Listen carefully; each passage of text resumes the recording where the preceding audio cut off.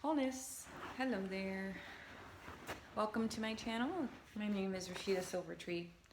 I'm in the comfort of my home, drinking some nice fennel tea. I've been sipping on it all day.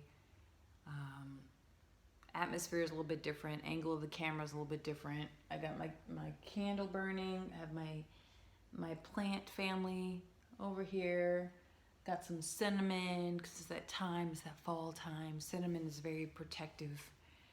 A very, very protective herb. Would you call it an herb? Or a root? I'm not sure. My herbal medicine journey, I'm very curious about it. It hasn't yet begun, so please, please give me some grace. So today's talk will be about, again, forgiveness. And I'm thinking I'm going to change the name of the series to Forgiving Tree, because we're all trees. And a tree is symbolic of alchemy, of wind, fire, earth, water, wind, fire, earth, water, and ether. And so we're all trees. And when we are struggling with forgiveness within our tree medicine, within our tree spirit, that can really affect the strength and longevity of the life of a tree. When you have an unforgiving heart, within your spirit, that can really weaken your roots, that can really weaken your branches, that can make your seeds weak and sick and not strong enough to spread out and to germinate, to become stronger, better, more beautiful trees. So, Forgiving Tree, I think that's the name of the series. I'm going to change that. So today's talk is going to cover the sins of the father.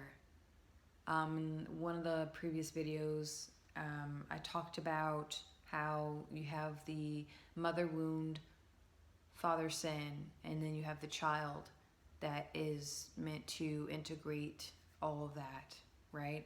It's a really big responsibility to do that.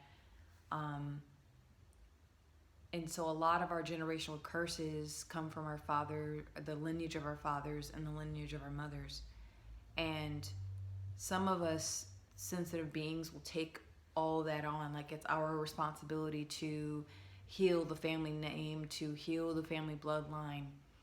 And what happens is, yes, that's true, but what tends to happen is that we will take on the responsibility and accountability for our family members, for our parents, for our siblings, and their fuck ups. Really and truly, that happens quite a lot. I have not fallen victim to that. I tried. I was in my early 20s, and it does nothing but make things much, much, much worse for everyone. So the best thing to handle sometimes is to leave the nest, to leave it, and learn how to father yourself. Like I mentioned in the video for the mother wound, is you have to learn how to parent yourself. Love what your mother could not. Love what your father could not. You have to raise parts of yourself that your parents could not. And this still goes for people who had an absentee mother or absentee father. That is a huge wound. Abandonment, huge wound. And we've all been emotionally abandoned before. So let's get into the sins of the father. Wounds in the mother is internalized, right? The wound women take on, we take in, we're magnetic. We take a lot of crap. We tolerate a lot of crap in our lives, okay?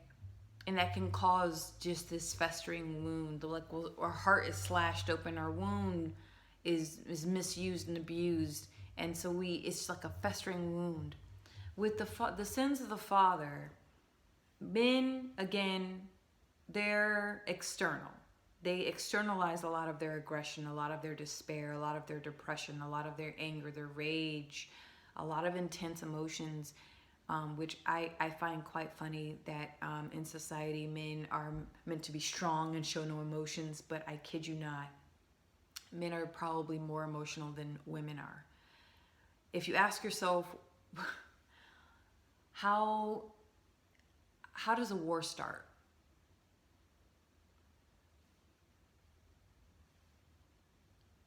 You have an emotional man, okay, who's not getting what he wants, he's not getting what he needs, and he becomes angry.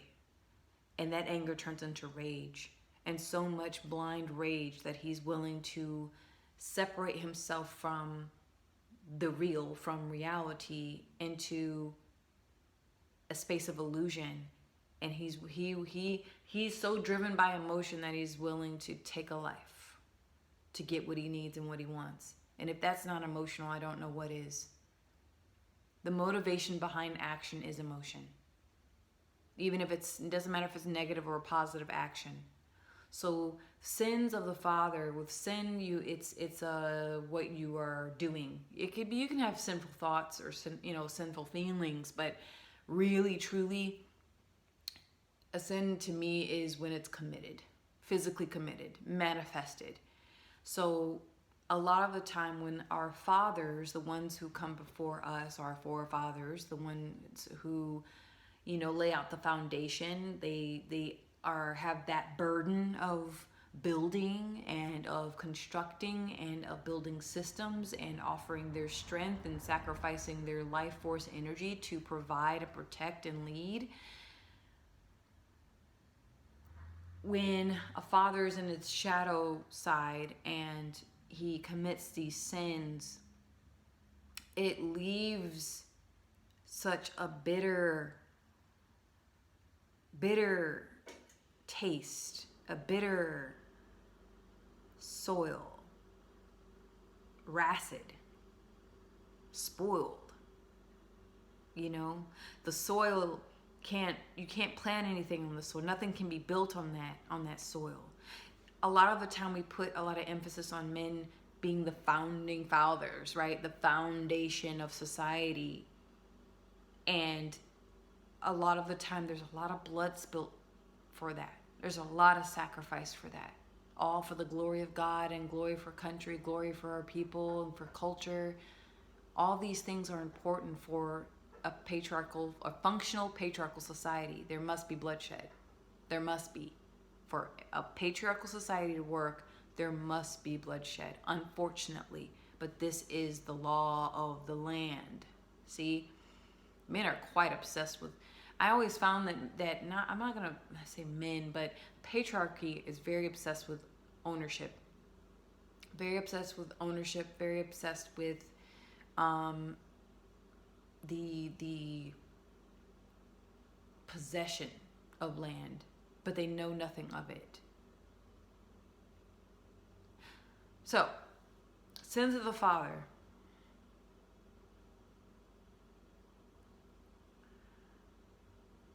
It's almost like when you've been, like, let's say our father sins are very, I think the worst is abandonment. Even from our mothers, but our fathers, because we rely on such a strength in them, not just physical strength, but strength in their wisdom, strength in their support. It's it can be, and sometimes it's a spectrum. It's like sometimes the areas that you would need them, they're not there. They can't provide that for you.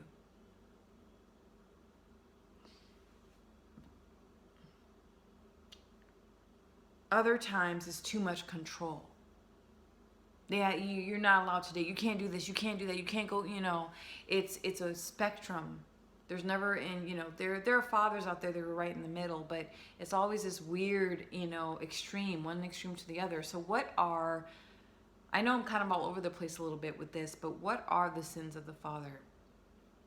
Again, multi-generational curses, oh, well, my dad before him, he was never there for me. The absentee father, the father that abused drugs, the father that abused the mother, or the father who has many, like 20 different children, in one city. Non-committal father.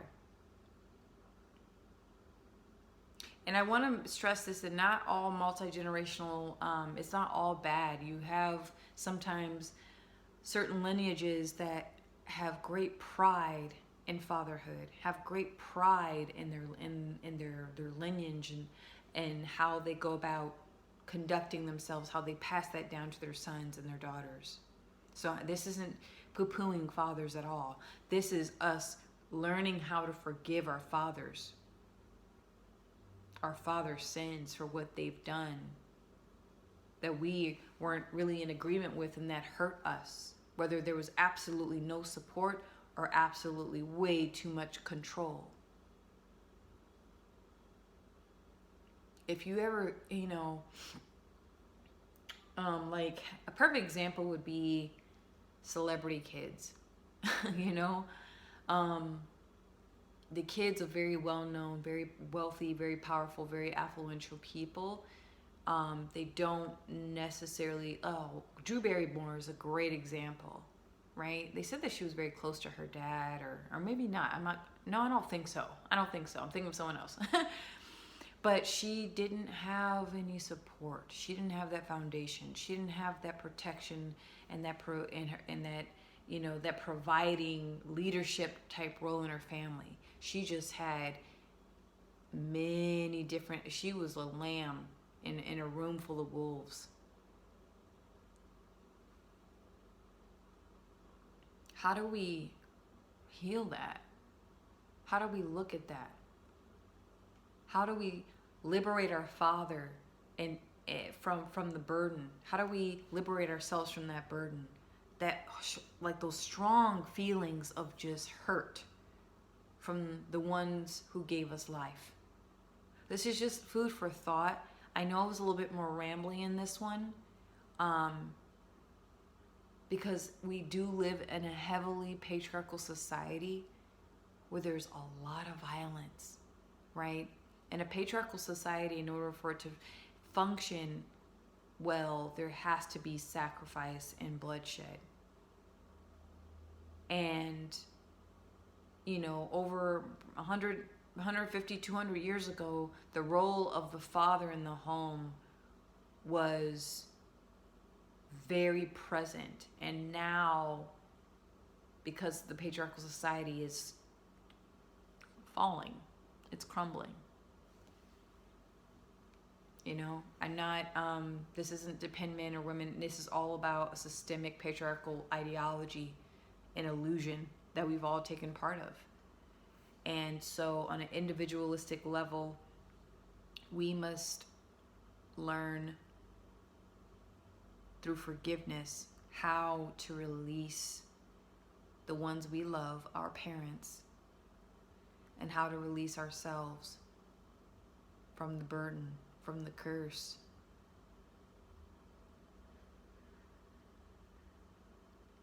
Thank you.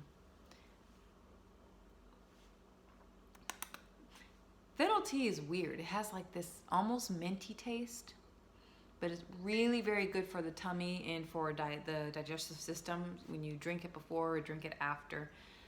Garlic ginger is really good for that as well. Yeah. All right. Well, I will see you soon. Thank you so much for tuning into this message. Bye.